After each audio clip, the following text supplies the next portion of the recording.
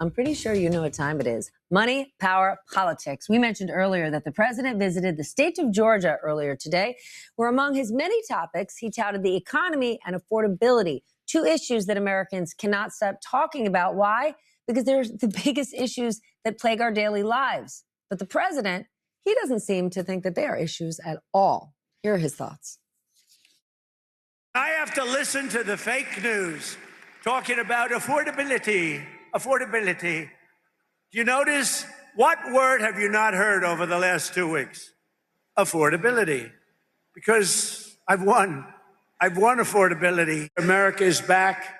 Our economy is roaring. And our country is respected again, respected like never, ever before. We've definitely talked about it in the last 2 weeks. Ron Insana is here, and he most certainly has. He's a veteran financial journalist, publisher of The Message of the Markets on Substack, and a dear, dear friend of mine. And Justin Wolfers joins us, professor of economics and public policy at the Big Blue University of Michigan. Okay, professor, you closely track the economy. It is what you do for a living. What do you make of what the president said? We've won. Affordability tackled. Steph, really? Yes. Okay, no, it's a totally fair question. I mean, he's the president, but there was this historic tradition that presidents told the truth. Affordability, we've won. Look, prices are rising. The president came to power promising that he'd get prices down on day one. He then passed an enormous tariff bill. He then refused to update the Obamacare subsidies. He's undermined the Fed. He's passed a budget that takes from the poor and gives to the rich. He's done everything he could to undermine affordability. He claims, the part that really gets me is when you go to have a look at his big rallies, the campaign literally, or the White House, prints up signs that say lower prices. The president has, over the last month, said he's lowered prices 30 times. I go to the store, you go to the store, we all go to the store. That's not true. I run through the statistics. It's simply false. Egg prices down. Eggs. It's because we no longer have a bird flu, but almost every other price is up. The man's lying through his teeth. If you just say something enough, guess what? Doesn't change reality. Your take?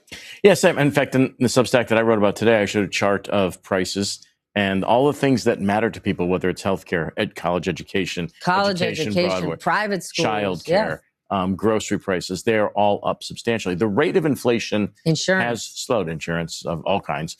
The rate of inflation has slowed. I mean, he keeps saying we had the highest rate of inflation under Joe Biden at 9.1%. That, by the way, was not the highest rate of inflation. We saw 13% in 1980. We saw 20% after World War I and World War II. We saw 30% after the Revolutionary War, by the way, just as a side note. And it's just the rate of inflation has slowed a little bit under President Trump, which was already in process. So he hasn't beaten anything on the affordability front that really matters to the average individual. Then isn't this politically dangerous? Because affordability is one of the issues, right? People could be confused. They could be worried about AI, but they don't know what the future holds. Right. They know what their economic reality is. So those people in Georgia who are there listening to the president, are they walking away? And yes, the people at that rally are super fans, but are they saying, yes, he's heard me, he sees me? No, they're going to Walmart, they're going to Costco, they're going to Aldi, they're going to all these places that are less all expensive. Favorites. Yeah, my wife's too. I mean, and all these places that are meaningfully less expensive than some of the former grocery chains and other stores that we used to think were middle of the road. And so people are buying down, if you will, to get out of this trap where your dollar doesn't go as far as it used to. So I think whether you're in Georgia or whether you're here, you're still feeling it. I mean, for prices stuff, as you know, for prices to come down or go back towards where they were in 2019, we would need a big recession, massive deflation. That's simply not going to happen. So the rate of inflation has slowed. That's all that's happened. And we're certainly not seeing wages rise at any great shake. So your buying power is limited. One topic the president could not get enough of is his favorite topic, big business' least favorite topic, tariffs. I want to play some of what he said. Without tariffs, this country would be in such trouble right now. I have the right to put tariffs on for national security purposes, countries that have been ripping us off for years with our pro-American economic growth and the use of tariffs. We've already secured commitments for over $18 trillion. Okay, first of all, it's nowhere near $18 trillion, like not even remotely. Tariffs and affordability, though, go hand in hand. The cost of things like coffee and beef are all driven up by tariffs. What is your take on these comments? Look, the president's just got to get over this tariff thing. He came to power saying that a big part of this was the trade deficit. In fact, we just got the latest trade deficit numbers today. I know this will surprise you, but having just imposed the largest tariffs in 90 years, in order to eliminate the trade deficit, we got the largest trade deficit in 90 years. I'll tell you one other fact, by the way. Any economics textbook, including that one over my shoulder there, will tell you if you want to eliminate a trade deficit, hey, it's a source of truth, mate. I don't make the rules. I got you. Yeah. But that book says if you want to eliminate a trade deficit, tariffs aren't going to do it for you.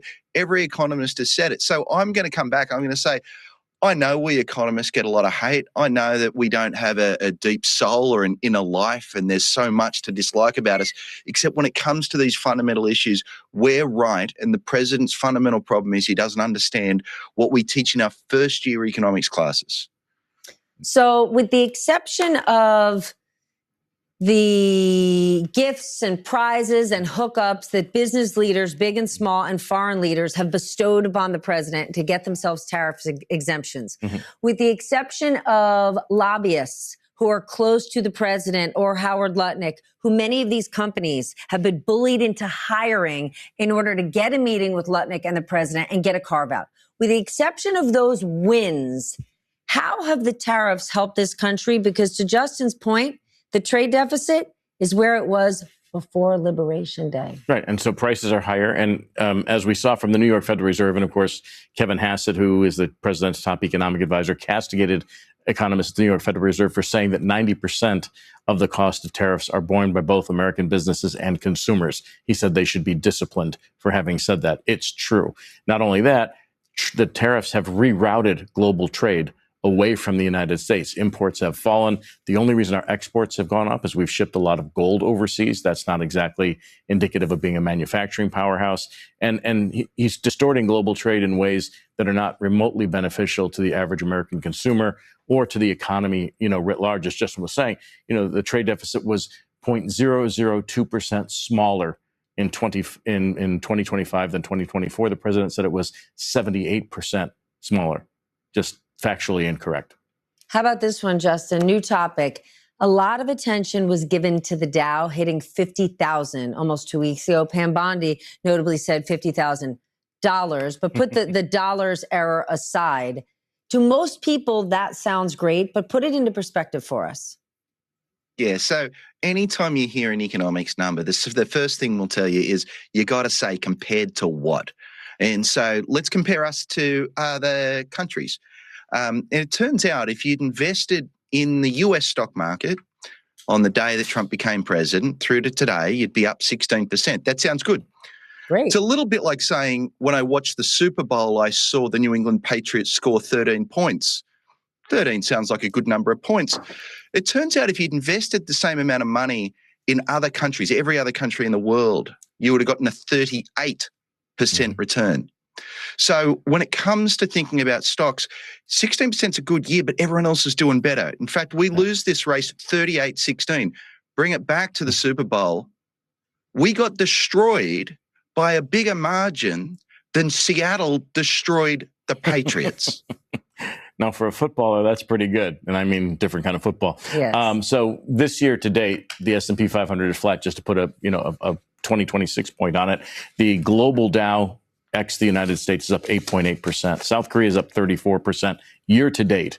Japan's up 14% year to date. Europe is up on average 4, 5, 6, 7, 8% while we're flat. So both since the president started and again this year, we're seeing the same outperformance globally relative to the United States. After we were the country that had the fastest, strongest economic recovery post-COVID on President Biden's watch. Gentlemen, thank you for joining me.